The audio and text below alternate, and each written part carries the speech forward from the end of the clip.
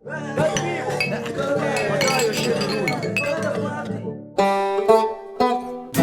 sad ću vam ispričati jednu priču o vrganju. Izbir ti je rano, ja krenem doma, kadenoj zapanja, zove me Janja. Dođi vamo, našla sam velikoga vrganja. Sorry Janjo, ne razumijem se u gljive, a ostalom pijan sam od sve te pive. A to može biti jako opasno.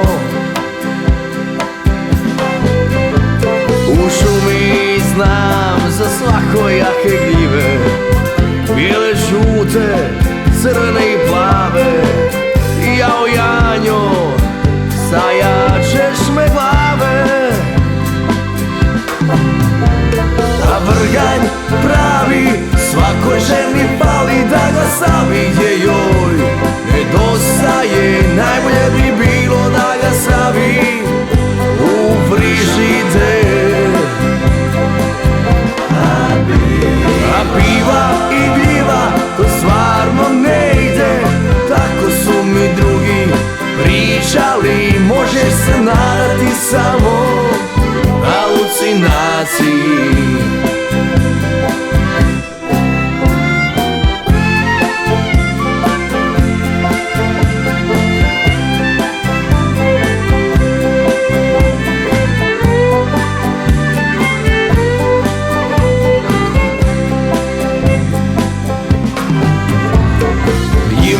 Koji žene, sve su jako slatke, zbog njih možeš i otegnuti papke.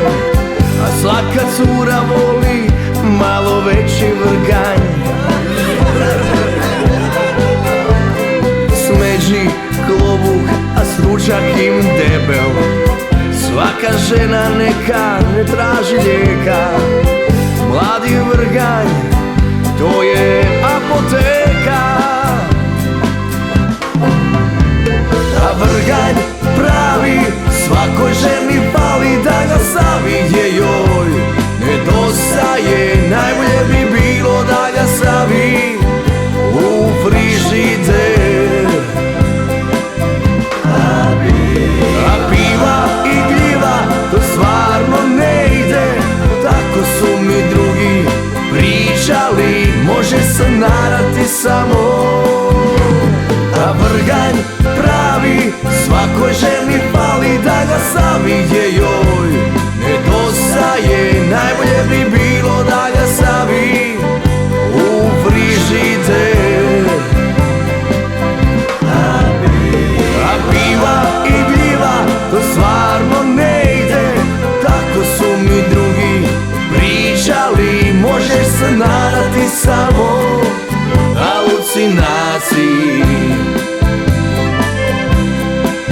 Može se nadati samo halucinaciji. Može se nadati samo halucinaciji.